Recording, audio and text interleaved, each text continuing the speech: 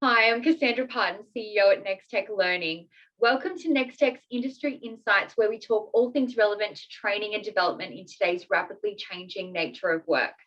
In today's broadcast, I'm joined by Marc Havercroft from SAP Cloud Business Group to learn his insights and how he supports and enhances his team.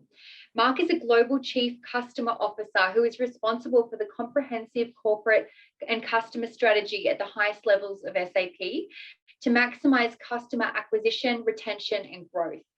Thank you so much for joining us today, Marc. We appreciate you taking the time to share with us your valuable knowledge.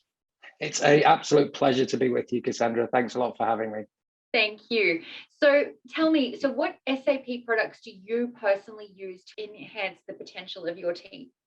Well, SAP certainly use our own technology in our business. The two main products I think that are relevant for that question would be SAP SuccessFactors, which is our human experience platform. It's the evolution of our HR people applications. The other software that we use is Qualtrics as well. So what we very much have within those two is we have operational data, and also we have experience data. So we're able to kind of know what's happened and what data we have from an operational perspective, how many, how much, all those kind of things. But I think you probably appreciate even yourself, the same as I do, is that there's also the experience factor within an organization. You know, how are you finding things? What's good, what's bad, etc. And we find the combination of those two platforms enables us really to give our people the best tools and for us to understand how to make their roles better and make them perform at their best. How much training do you invest in starters to kind of familiarize themselves with the product?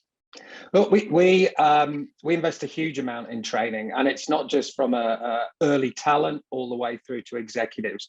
One of the key points I'd make, though, is that we operate very much a career management scenario that it's down to the individual. Now, of course, the organization provides frameworks, etc. But what we're really focused on is not having people have linear careers and pigeonhole them into a certain function.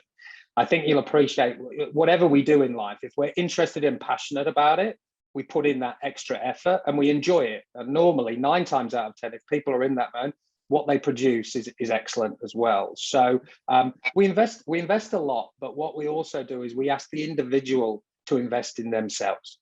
They need to own it, right? Otherwise, if Absolutely. You're just throwing all of this out to them and then they're not interested, they're not going to put 100% in, they're not going to retain anything, and then they're not going to implement in their role, right? Absolutely right. Absolutely right. And it's, I think when we look at people joining the organization, whether they be from our MBA programs or our university programs, because we invest a lot pre-people joining an SAP. We do a lot with education providers and different things to look at things like diversity in STEM courses and making sure that we actually have opportunities for people.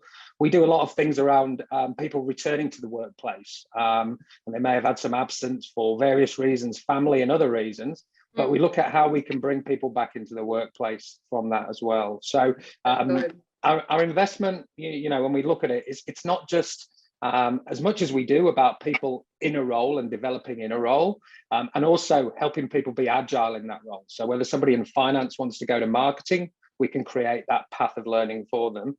But I just think for us, certainly in SAP, knowledge is everything to us. I mean, we've been reinventing ourselves for 50 years. And, if you think you know it all, that's normally when you get disrupted and you don't know it. If you're not, you can't just rely on your degree that you did 5 or 8 years ago. If you're not constantly investing in yourself and furthering your knowledge, you will be left behind, right? And that's the same with organizations and their employees. Does SAP have a way to calibrate the return on investment from training, learning, and development?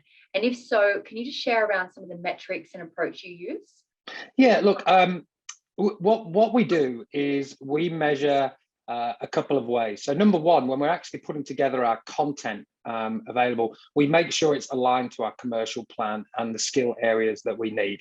I know that seems a basic thing, Cassandra, but a lot of the times, if you don't the primary reason of having these courses is to ensure we have the skills now and in the future to meet our business and our customers' needs. We certainly measure it from a point of view of courses adopted, outcomes, and also what we do is we measure that from also a point of view of somebody's career growth. So are they taking these paths and are they actually moving forward in their career? Also then calibrate that against the performance rating of these people to understand, is the course actually impacting their performance? Right, it's really good. So as you would be well aware, Marc, obviously having a vision provides a sense of purpose and direction for businesses. However, getting everybody onto the same page with that vision can sometimes be a little bit challenging, right? Particularly with various departments and managers and their own goals and agenda. Yeah. Given your current role, what guidance and training do you provide to ensure the team is aligned around your whole corporate vision? It's a great question, because sometimes these things can just be motherhood statements and not actually kind of mean anything. I think the important thing is that what people really want from these things is they want to understand, what am I doing? Why am I doing this? And how does it contribute, right? And certainly we found with talent, it's not just about the corporate goals. It's not just about profitability and those kind of things. It's about kind of social responsibility and the values that we have as an organization as well. We really do find now that people select us as a business partner because of our work in sustainability, diversity, etc.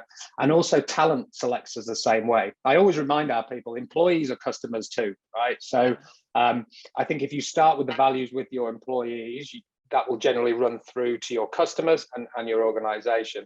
But to answer your question, we have a really simple one as an overall view, which is we do our best to change people's lives in the world of technology. So what we then tend to do from that is that we allow our business managers and our unit managers and team managers to have what we call a winning plan, all right? And within that winning plan, it's very much about what they're doing in the context of their business unit. And those are very transparent, they're very simple. And what we do is we constantly have this thing we call SAP talk with our managers, which is where we actually, they are measured in their bonus to sit down and understand if, are these vision and values actually happening in their business, and does the individual relate to those, and is that true on what they're doing?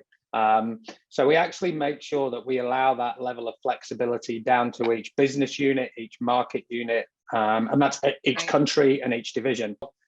People having security and understanding that their role is real and they have security about why their role is important. I think that the cultural piece and the training piece was probably there pre-COVID, but it's definitely heightened. But that sense of security and wanting to understand the long-term plan of the business and the growth opportunity within the business, that's what potential employees are looking for. That's what they're wanting when they're in the hiring process. Is that your experience? 100%. At the end of the day, people are looking to get invested in by the way they're going to. And the number one investment you can make is learning and helping people to gain further knowledge and skills by working with you. You're absolutely right. And whether you're a big organization like SAP or a fast-growing organization like yourself, those things don't change, right? They absolutely don't change. Of course, you have different challenges of scale and as you grow and those sorts of things. But fundamentally, anybody can say, the number one thing I want from the organization I work for is for them to invest in me. Learning is a fundamental part of talent management. Great, that's really great. Thank you, Marc, so much for sharing your valuable insights here. Your experience in the field and obviously passion towards your employees and teams is clearly demonstrated. So thank you so much for being a part of today. NextTech partners with Australian businesses, both big and small, as well as government organisations, to train and upskill teams. And we're committed to supporting your learning culture. NextTech are proud partners of SAP. So we're very happy to be joined with you there, Marc, in helping people provide a variety of business management skills such as web interfaces, supply chain management tools, customer relationship management, and many more. So I invite you to check out our website and see all things SAP, and we look forward to being your training partner of choice. And thanks everyone for joining us, and thank you very much, Marc. Thank you.